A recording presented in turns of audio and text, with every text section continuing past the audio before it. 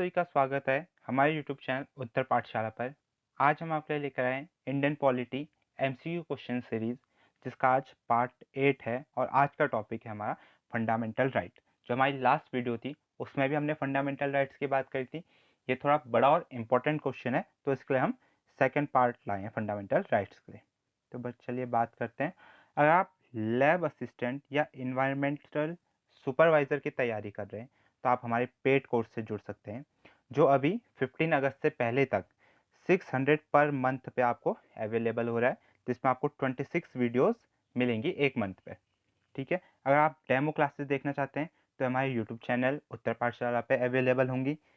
और अगर आपको इससे ज़्यादा इन्फॉर्मेशन चाहिए, कुछ ज़्यादा डिटेल्स चाहिए, तो आप इस नंबर पर कांटेक्ट कर सकते हैं। आप चाहे तो इस पर व्हाट्सएप करके पूछ लीजिए या आप डायरेक्ट कॉल भी कर सकते हैं। तो चलिए स्टार्ट करते हैं आज की सीरीज़। हमारा फर्स्ट क्वेश्चन है, उच्चतम न्यायालय की व्यवस्था अनुसार निजी भवनों के ऊपर राष्ट्रीय झंडे को फहराना के तहत हर नागरिक का मौलिक अधिकार है। निजी भवन यानी कि जो हमारी प्राइवेट बिल्डिंग्स होती हैं, रेजिडेंशियल बिल्डिंग्स होती हैं, उन पर हम अगर हमारा राष्ट्रीय ध्वज या नेशनल फ्लैग तिरंगे को फहराना चाहते हैं तो हर नागरिक का एक फंडामेंटल राइट है। अभी किस आर्टिकल के तहत है ये हमसे पूछा गया है। तो हमारे ऑप्शन है, फर्स्ट संविधान का अनुच्छेद 14, ऑप्शन बी संविधान का अनुच्छेद 19 clause 1 sub clause A, option C संविधान का अनुच्छेद 21, ऑप्शन डी संविधान का अनुच्छेद 25, या ऑप्शन सी ई उपरोक्त में से कोई नहीं है, उपरोक्त में एक से अधिक। तो हमारा जो इसका राइट आंसर होगा ऑप्शन बी होगा, संविधान का अनुच्छेद 19 क्लॉज 1 सब क्लॉज ए। अगर हम 19(1) की बात करें तो यह हमें क्या बताता है, वाक एवं अभिव्यक्ति की स्वतंत्रता। तो जो इसमें हमारी अभिव्यक्ति की स्वतंत्रता है उसी के तहत हमें यह अधिकार प्राप्त है कि हम अपने घरों में, निजी भवनों पर हमारे नेशनल फ्लैग को फहरा सकते हैं। ठीक है, तो ये सुप्रीम कोर्ट ने किसी फैसले में कहा होगा। ये फैसला जो हमारा केस था, ये एक था हमारा नवीन जिंदल केस। इसके तहत सुप्रीम कोर्ट ने ये मौलिक अधिकार के रूप में इसको जोड़ा था कि कोई भी नागरिक अपने निजी भवनों पर तिरंगे को फैला सकता है।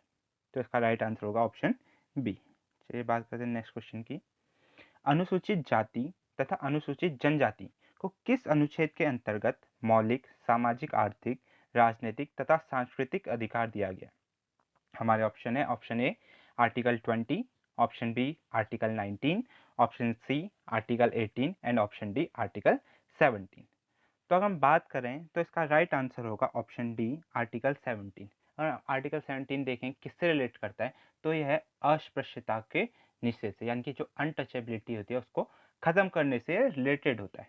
तो अनटचेबिलिटी यानी कि जो पहले टाइम पे एससी एसटीज होते थे, इनको अछूत माना जाता था, यानी कि इनको छूना थोड़ा गलत माना जाता था। तो इसको बंद करने के लिए हमारा क्या लाया गया, आर्टिकल 17 लाया गया, जिसके तहत जो भी हमारे एससी एसटीज थे उनको सोशली, इकोनॉमिकली, पॉलिटिकली क्या हुआ, उनको समान अधिकार दिए गए। तो इसका हमारा राइट आंसर होगा ऑप्शन डी आर्टिकल 17। चलिए नेक्स्ट क्वेश्चन। स्वतंत्रता के अधिकार के भाग के रूप में निम्न में से कौन सा बिना हथियार के शांतिपूर्ण ढंग से इकट्ठा होने की स्वतंत्रता के अंतर्गत नहीं आता है? तो सबसे पहले बात करें हम कि ये बिना हथियार के शांतिपूर्ण ढंग से इकट्ठा होने की स्वतंत्रता ये किस आर्टिकल में मिलता है हमको? तो ये मिलता है हमको article 19 clause 1 sub clause B के अंडर हमें ये अधिकार हमको दिया गया है। तो हमारे ऑप्शन है, ऑप्शन ए घेराव अफसर को अपना कर्तव्य नहीं निभाते, ऑप्शन बी शांतिपूर्व इकट्ठा होना, ऑप्शन सी एकत्रित जनता जिनको हथियार नहीं रखना चाहिए, या ऑप्शन डी इस अधिकार के अभ्यास पर राज्य कानून बनाकर तर्कपूर्ण प्रतिबंध लगा सकता है।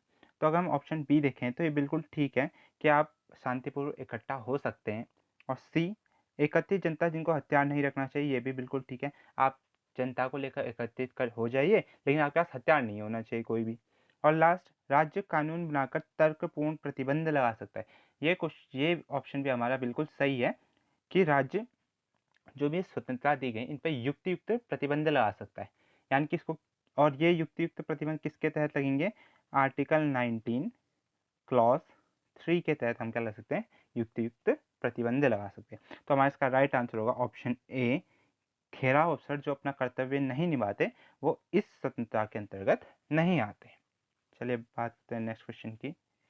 निम्न में से किस आधार के कारण नागरिक की विचार अभिव्यक्ति की स्वतंत्रता पर प्रतिबंध नहीं लगाया जा सकता?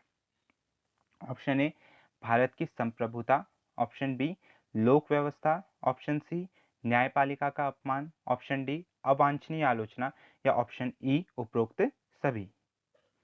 अगर हम बात करें आर्टिकल 19 क्लॉज 2 की, तो इसमें क्या व्यवस्था दी गई है कि राज्य युक्त युक्त प्रतिबंध लगा सकता है हमारा किस पे, वाक एवं अभिव्यक्ति की स्वतंत्रता पर।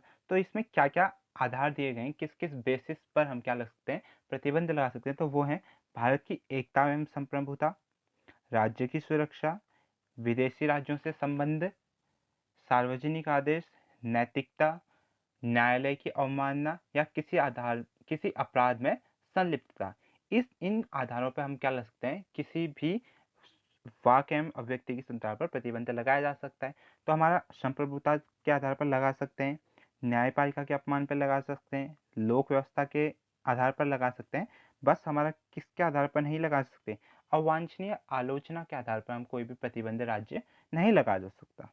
तो इसका राइट आंसर होगा ऑप्शन डी अवांछनीय आलोचना। नेक्स्ट, भारतीय संविधान का कौन सा अनुच्छेद व्यक्ति के विदेश यात्रा के अधिकार को संरक्षण प्रदान करता है? हमारे ऑप्शन है, option A 14, option B 19, option C 21 या ऑप्शन डी कोई नहीं। तो हमारा इसका राइट आंसर होगा ऑप्शन सी आर्टिकल 21। आर्टिकल 21 हमारा किससे रिलेटेड है, प्राण एवं दैहिक स्वतंत्रता से। तो सुप्रीम कोर्ट ने मेनका गांधी मामले में, जो 1978 का केस है, इसमें घोषणा की थी कि जो विदेश यात्रा है ये भी क्या हमारा एक अधिकार है और किसके तहत आता है, आर्टिकल 21 के अंडर ये आता है। तो हमारा राइट आंसर होगा ऑप्शन सी 21। नेक्स्ट, निम्न अधिकारों में से कौन सा अधिकार अनुच्छेद 19 क्लॉज 1 सब क्लॉज डी को आर्टिकल 21 से मिलाकर पढ़ने पर प्राप्त है? यानी कि इन दोनों आर्टिकल को मिला के कौन सा अधिकार हमें प्राप्त होता है? पहले ऑप्शन ए विदेश यात्रा का अधिकार यानी कि फॉरेन ट्रिप, ऑप्शन बी शरण पाने का अधिकार, ऑप्शन सी एकांतता का अधिकार या ऑप्शन डी सूचना प्राप्त करने का अधिकार। तो हमारा इसका राइट आंसर होगा ऑप्शन सी एकांतता का अधिकार यानी कि राइट टू प्राइवेसी। हम बात करें कि सुप्रीम कोर्ट ने किन केसेस पर यह अधिकार की घोषणा की थी, आपने फैसले में सुनाया था। तो एक केस थे हमारे खड़क सिंह वर्सेस यूपी गवर्नमेंट और एक और केस था हमारा गोविंद वर्सेस मध्य प्रदेश। इन दो केसेस के फैसला सुनाते वक्त सुप्रीम कोर्ट ने क्या कहा, अगर हम article 19 clause 1 sub clause D और आर्टिकल 21 को मिलाकर पढ़ें तो हमें कौन सा अधिकार मिल जाता है, राइट टू प्राइवेसी का। और जो बचे हुए तीन ऑप्शन है ये हमें मिलते हैं आर्टिकल 21 के अंडर, ये राइट्स हमें मिलते हैं। चलिए बढ़ते हैं नेक्स्ट क्वेश्चन की ओर। निम्न में से कौन संविधान के आर्टिकल 21 के दायरे में नहीं आता? ऑप्शन ए एक चिकित्सक द्वारा घायल को चिकित्सकीय सहायता देना, ऑप्शन बी कार्यस्थल पर महिलाओं का लैंगिक उत्पीड़न, ऑप्शन सी पानी की गुणवत्ता को दूषित करना या ऑप्शन डी मृत्युदंड। अगर हम ऑप्शन को देखें तो ऑप्शन ए, ऑप्शन बी और ऑप्शन सी ये तीनों ही हमें किसके अंडर मिलते हैं, आर्टिकल 21 के अंडर मिलते हैं। खाली ऑप्शन डी जो है वो हमें आर्टिकल 21 के अंडर नहीं मिलता। और ये सुप्रीम कोर्ट ने किस केस में कहा था, Jagmohan Singh versus state of UP. इस केस का फैसला सुनाते वक्त सुप्रीम कोर्ट ने कहा था कि जो मृत्युदंड होता है वो आर्टिकल 21 के अगेंस्ट नहीं है, यानी कि वो उसके अंडर नहीं आता है। तो हमारा इसका राइट आंसर होगा ऑप्शन डी मृत्युदंड। नेक्स्ट क्वेश्चन, भारतीय गणराज्य के संविधान का कौन सा अनुच्छेद व्यक्ति की प्राण एवं दैहिक स्वतंत्रता के संरक्षण से संबंधित है? हमारे ऑप्शन है, option A article 19, option B article 21, option C article 20 या ऑप्शन डी आर्टिकल 22। तो हमारा इसका राइट आंसर होगा ऑप्शन बी आर्टिकल 21। आर्टिकल 21 हमारा प्राण एवं दैहिक स्वतंत्रता के संरक्षण से रिलेटेड है। चलिए नेक्स्ट क्वेश्चन, धार्मिक स्वतंत्रता के अधिकार के प्रावधान के अंतर्गत सम्मिलित हैं? पहला धर्म प्रचार करने का अधिकार, दूसरा सिखों को कृपाण धारण करने एवं रखने का अधिकार, तीसरा, राज्यों को समाज सुधारक विधि निर्माण का अधिकार। चौथा, धार्मिक निकायों को लोगों का धर्म परिवर्तन कराने का अधिकार। नीचे दिए गए कूट से सही उत्तर का चयन कीजिए। कूट: ऑप्शन ए पहला, दूसरा एवं तीसरा। ऑप्शन बी दूसरा, तीसरा एवं चौथा। ऑप्शन सी तीसरा एवं चौथा, या ऑप्शन डी उक्त सभी, उपरोक्त सभी।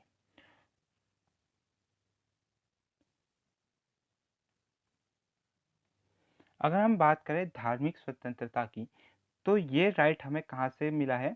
आर्टिकल 25 से 28 तक ये राइट्स हमें बाय कॉन्स्टिट्यूशन गिवन है किसी भी नागरिक को। तो जो हमारा धर्म प्रचार करने का अधिकार है, ये किस आर्टिकल के अंडर आता है? ये आता है हमारा आर्टिकल 25 के अंडर आता है। सिखों को कृपाण धारण करने एवं रखने का अधिकार, ये भी हमारा आर्टिकल 25 के अंडर आता है।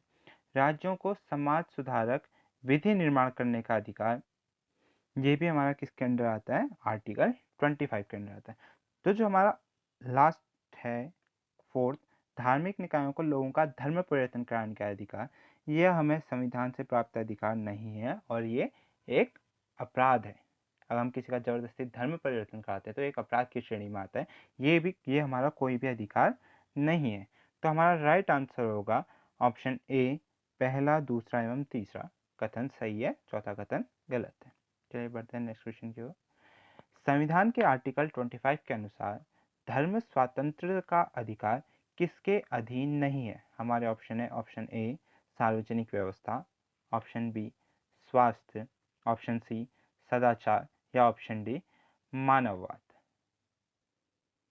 अगर हम बात करें आर्टिकल 25 क्लॉज 1, तो ये क्या कहता है कि जितने भी हमारे अधिकार हैं, धार्मिक स्वतंत्रता के अधिकार हैं, ये किसके अंडर आते हैं? सार्वजनिक व्यवस्था के अंडर आते हैं, नैतिकता के अंडर आते हैं, स्वास्थ्य, सदाचार, इनके अंडर आते हैं, लेकिन मानववाद के अंडर नहीं आते। तो हमारा इसका राइट आंसर होगा ऑप्शन डी, मानववाद।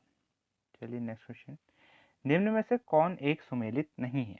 हमारे ऑप्शन है, ऑप्शन ए आर्टिकल 23 मानव के दुर्व्यापार एवं बलाश्रम का प्रतिबंध। ऑप्शन बी आर्टिकल 24 कारखानों आदि में बालकों के नियोजन का प्रतिषेध। ऑप्शन सी आर्टिकल 26 धार्मिक कार्यों के प्रबंध की स्वतंत्रता, या ऑप्शन डी आर्टिकल 29 शिक्षण संस्थाओं की स्थापना और प्रशासन करने का अल्पसंख्यक वर्गों का अधिकार। अगर हम देखें ऑप्शन, तो पहला ऑप्शन हमारा बिल्कुल सही है। आर्टिकल 23 मानव के दुर्व्यापार एवं बलाश्रम पर प्रतिबंध लगाता है। ऑप्शन बी आर्टिकल 24 कारखानों आदि में बालकों के नियोजन का प्रतिषेध करता है, यह भी बिल्कुल सही है। ऑप्शन सी आर्टिकल 26 धार्मिक कार्यों के प्रबंध की स्वतंत्रता, ये भी बिल्कुल सही है। लेकिन ऑप्शन डी आर्टिकल 29 ये रिलेटेड है हमारा अल्पसंख्यकों के हितों के संरक्षण से संबंधित है। ये हमारा क्या है? आर्टिकल 29 अल्पसंख्यकों के हितों के संरक्षण से रिलेटेड है। और जो यहाँ कथन दिया गया है शिक्षण संस्थाओं की स्थापना और प्रशासन करने का अल्पसंख्यक वर्गों का अधिकार, यह आता है हमारा आर्टिकल 30 के अंडर आता है। तो हमारा राइट आंसर होगा ऑप्शन डी कि ये गलत है, ये आपस में मैच नहीं करते। चलिए नेक्स्ट क्वेश्चन। निम्न कथनों पर विचार कीजिए। पहला, आर्टिकल 301 संपत्ति के अधिकार से संबंध है। दूसरा, संपत्ति का अधिकार एक विधिक अधिकार है किंतु यह मूल अधिकार नहीं है। तीसरा, भारत के संविधान में आर्टिकल 300 को उस समय केंद्र में कांग्रेस सरकार द्वारा 44th कॉन्स्टिट्यूशन अमेंडमेंट से अंतःस्थापित किया गया। उपरोक्त कथनों में से कौन सा या से सही है? ऑप्शन ए केवल दूसरा, ऑप्शन बी दूसरा और तीसरा, ऑप्शन सी पहला और तीसरा, या ऑप्शन डी पहला, दूसरा और तीसरा।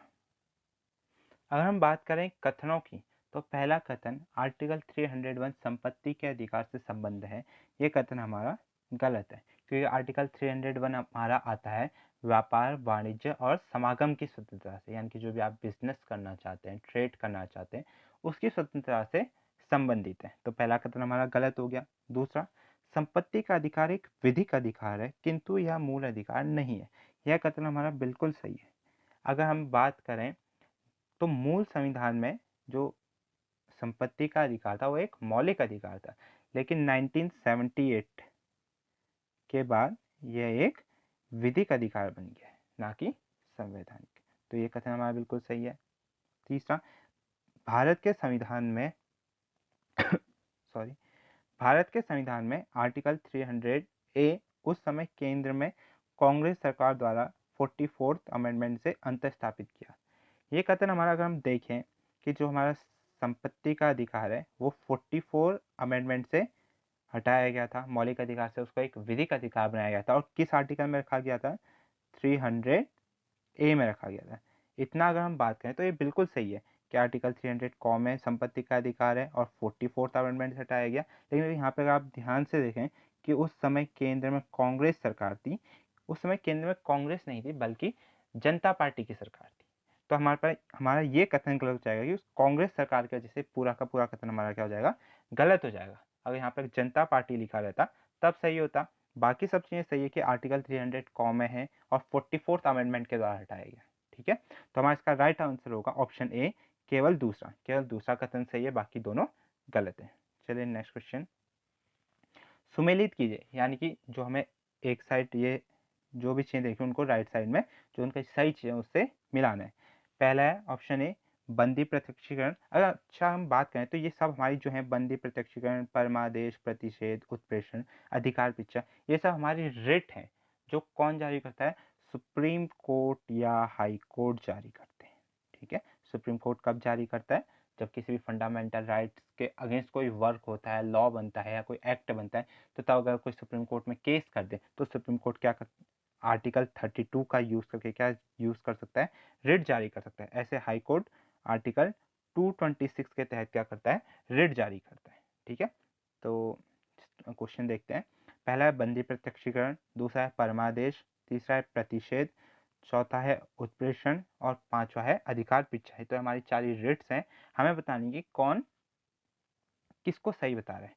तो सबसे पहले अगर हम बात करें बंदी प्रत्यक्षीकरण, तो इसका मतलब होता है हमें शरीर चाहिए, यानी कि ए मिलेगा हमारा 4th से, तो ए हमारा मिल गया 4th से, तो इसका हो गया ए। दूसरा हमारा परमादेश, इसका मतलब होता है हम आदेश देते हैं, यानी कि बी मिलेगा किससे? हमारा 3rd पार्ट से। थर्ड है हमारा प्रतिषेध। प्रतिषेध का मतलब होता है कि जो सुप्रीम कोर्ट है या हाई कोर्ट है जो अपने अंडर कोर्ट होते हैं उनके लिए जारी करते हैं।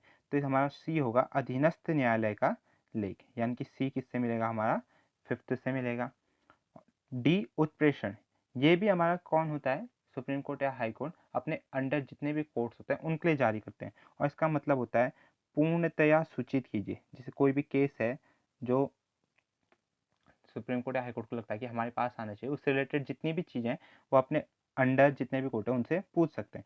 और लास्ट अधिकार पृच्छा, इसका मतलब होता है किस अधिकार से, तो सेकंड वाला मिलेगा हमारा ई से। तो चलिए देखते हैं हमारा, तो हमारा राइट आंसर होगा इसमें ऑप्शन सी, ए का 4th, बी का 3rd, सी का 5th, डी का 1st एंड ई का 2nd। तो हमारा इसका राइट आंसर क्या होगा? ऑप्शन सी।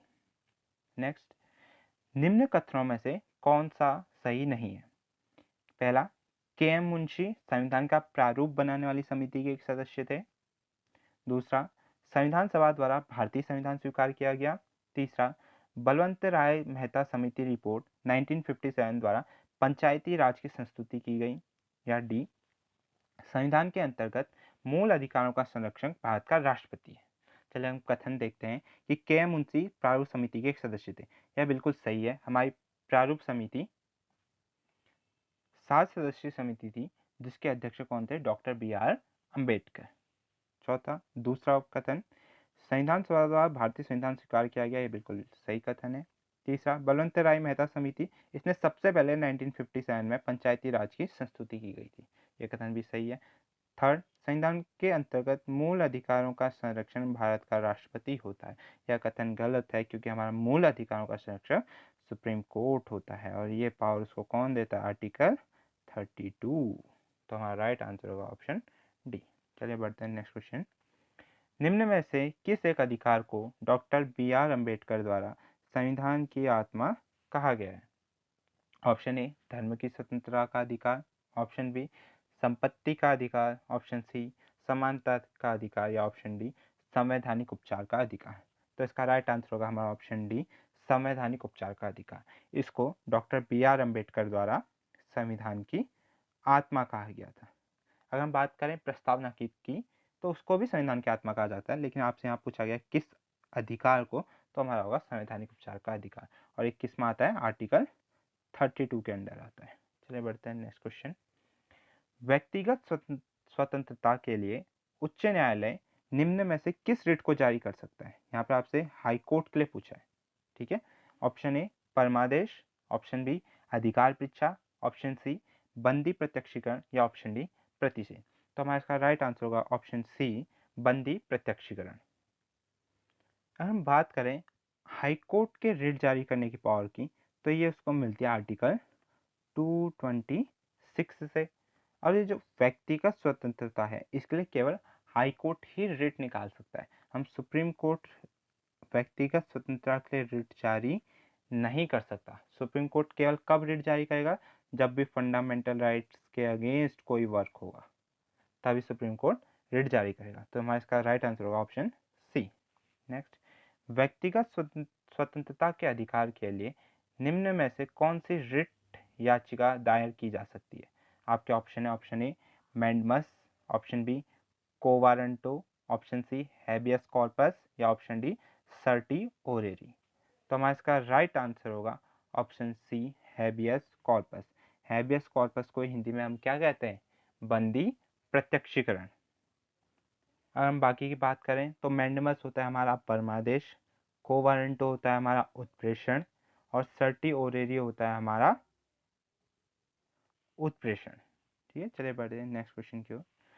किस वाद ने संसद को मौलिक अधिकारों में संशोधन का अधिकार दिया? हमारे ऑप्शन है, ऑप्शन ए केशवानंद भारतीवाद, ऑप्शन बी राजनारायण बनाम इंदिरा गांधीवाद, ऑप्शन सी गोलकनाथवाद या ऑप्शन डी सज्जन कुमार वाद।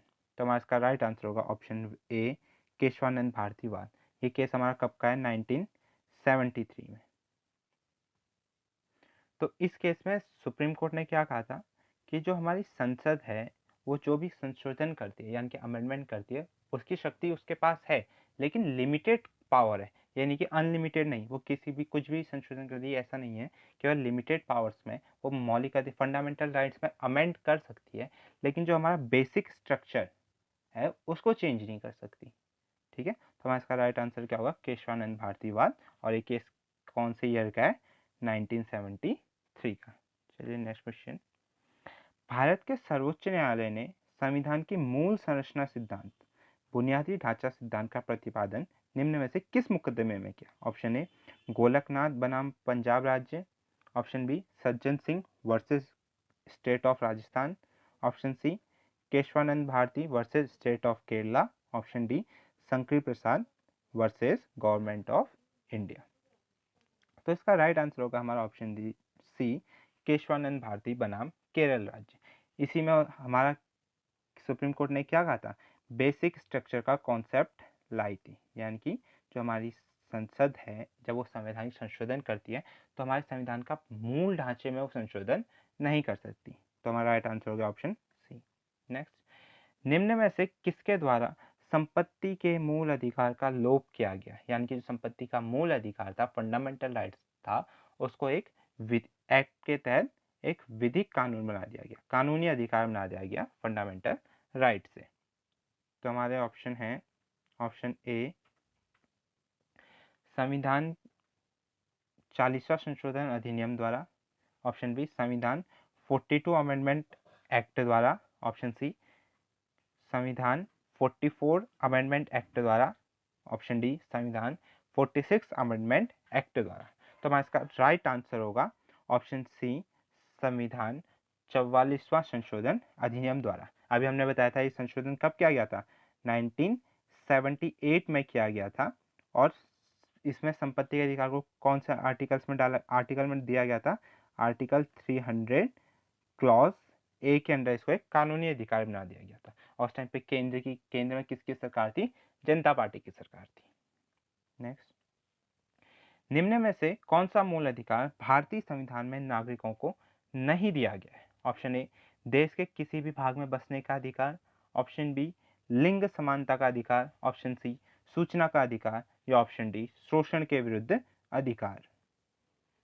अगर हम ऑप्शन को देखें तो पहला, देश के किसी भी भाग में बसने का अधिकार, यह हमें मिलता है आर्टिकल 19 क्लॉज 1 और सब क्लॉज ई के अंडर ये राइट हमें मिलता है। लिंग समानता का अधिकार, यह हमें मिलता है आर्टिकल 15 में। और ऑप्शन डी, शोषण के विरुद्ध अधिकार, ये मिलता है हमें आर्टिकल 23 और 24 के तहत। ये हमारा क्या है, एक मौलिक अधिकार है। तो हमारा इसका राइट आंसर होगा ऑप्शन सी, सूचना का अधिकार। यह हमारा एक मौलिक अधिकार नहीं है, जबकि हमें क्या मिला गया है, एक एक्ट के तहत बना अधिकार है। यानी कि जो हमारे लेजिस्लेचर है उसने क्या एक एक्ट बनाया और उसके तहत हमें ये अधिकार दिया गया। तो हमें किस आरटीआई एक्ट 2005 के तहत हमें ये अधिकार प्राप्त है। चलिए बात करते हैं नेक्स्ट क्वेश्चन की। नेक्स्ट क्वेश्चन है हमारा, निम्नलिखित में से किन्हें सर्वोच्च न्यायालय यानी कि सुप्रीम कोर्ट ने मौलिक अधिकार फंडामेंटल राइट के रूप में मान्यता दी है। पहला, आवास का अधिकार। दूसरा, विदेश यात्रा का अधिकार। तीसरा, समान कार्य के लिए समान वेतन का अधिकार। नीचे दिए गए कोड से सही उत्तर चुनिए। पहला ऑप्शन है हमारा पहला तथा दूसरा, ऑप्शन बी दूसरा तथा तीसरा, ऑप्शन सी पहला तथा तीसरा, या ऑप्शन डी पहला दूसरा तथा तीसरा। चलिए हम बात करते हैं कथनों की, कौन कौन से अधिकार हैं। पहला, आवास का अधिकार, तो हमें सुप्रीम कोर्ट ने आर्टिकल 21 के तहत इसको एक फंडामेंटल राइट्स की मान्यता दी है। विदेश यात्रा का अधिकार, ये भी हमारा आर्टिकल 21 के अंडर आता है, ये भी सुप्रीम कोर्ट ने इसको मान्यता दी है। ये जो मान्यता है ना, अलग अलग केसेस में दी गई है। और जो तीसरा है समान कार्य के लिए समान वेतन का अधिकार, सुप्रीम कोर्ट ने इसको मौलिक अधिकार की मान्यता नहीं दी है, बल्कि उसने कहा है कि हमारा क्या है, संवैधानिक लक्ष्य है। यानी कि हमारा एक एम है, पर्पस है कि हमें जो भी इक्वल वर्क है उसके लिए हमें इक्वल पेमेंट मिलनी चाहिए, यानी कि समान वेतन मिलना चाहिए। अगर कोई सेम काम कर रहा है, चाहे वो मेल हो चाहे फीमेल हो, अगर वो सेम वर्क कर रहे हैं तो दोनों के लिए जो भी पेमेंट होगी, जो भी पेंशन होगी, वो दोनों के लिए समान होगी। ठीक है, तो हमारा इसका राइट आंसर होगा ऑप्शन ए, पहला तथा दूसरा। चलिए बात करते हैं नेक्स्ट क्वेश्चन की। निम्न में से कौन सा एक अधिकार राष्ट्रीय आपातकाल तक में भी समाप्त या सीमित नहीं किया जा सकता? हमारे ऑप्शन है, ऑप्शन ए, देश के किसी भाग में निवासता बसने की स्वतंत्रता का अधिकार। ऑप्शन बी, व्यक्तिगत स्वतंत्रता तथा जीवन का अधिकार। ऑप्शन सी, भारत के संपूर्ण क्षेत्र में अबाध भ्रमण की स्वतंत्रता का अधिकार। या ऑप्शन डी, वृत्ति तथा उपजीविका की स्वतंत्रता का अधिकार। अगर हम बात करें तो जो हमारा पहला है वो हमें किस आर्टिकल के तहत मिलता है, आर्टिकल 19 क्लॉज 1 के अंडर। दूसरा, आर्टिकल 21 के अंडर। तीसरा, आर्टिकल 19। चौथा भी आर्टिकल 19। तो हमारा जो राष्ट्रीय आपातकाल लगता है वो लगता है हमारा आर्टिकल 352 के तहत लगता है। राष्ट्रपति इसकी घोषणा करता है। तो जब भी हमारा राष्ट्रीय आपातकाल लगता है तो हमारा जो आर्टिकल 21 है और आर्टिकल 20 है, इनको कभी भी सीमित नहीं किया जा सकता। तो हमारा ऑप्शन बी बिल्कुल सही होगा। अब यहाँ पे भी देखिए दो कंडीशन होती है। राष्ट्रीय आपातकाल की दो परिस्थितियां, एक तो बाह्य आक्रमण की स्थिति में और एक आंतरिक विद्रोह की स्थिति में, आंतरिक सशस्त्र विद्रोह की स्थिति में। अगर हमारा बाह्य आक्रमण होता है तो हमारा जो आर्टिकल 21 है प्लस आर्टिकल 20 है, ये दोनों फंडामेंटल राइट्स तो सीमित नहीं होंगे। ठीक है, अगर हमारा आंतरिक विद्रोह चल रहा है तो इन दोनों के साथ आर्टिकल 19 भी हमारा सीमित नहीं किया जा सकता है। तो हमारा इसका राइट आंसर होगा खाली ऑप्शन बी। यहाँ पे हमें कुछ बताया नहीं है कि बाह्य आक्रमण की स्थिति है या आंतरिक, तो हम ऑप्शन बी को सही मानेंगे क्योंकि आर्टिकल 21 तो सीमित हो ही नहीं सकता है।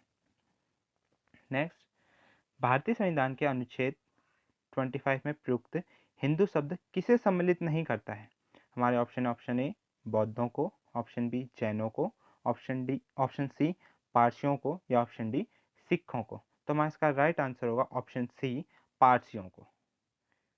तो जो आर्टिकल 25 में हम हिंदू वर्ड यूज करते हैं तो उसका मतलब क्या होता है, उसके अंदर कौन कौन इंक्लूड हो जाते हैं? हमारे बौद्ध भी इंक्लूड हो जाते हैं, जैन भी इंक्लूड हो जाते हैं और सिख भी इंक्लूड हो जाते हैं। इंक्लूड कौन नहीं होता है तो वो है हमारे पारसी। तो हमारा इसका राइट आंसर होगा ऑप्शन सी। नेक्स्ट, किसी अपराध के अभियुक्त को स्वयं अपने विरुद्ध गवाह बनने के लिए बाध्य नहीं किया जा सकता।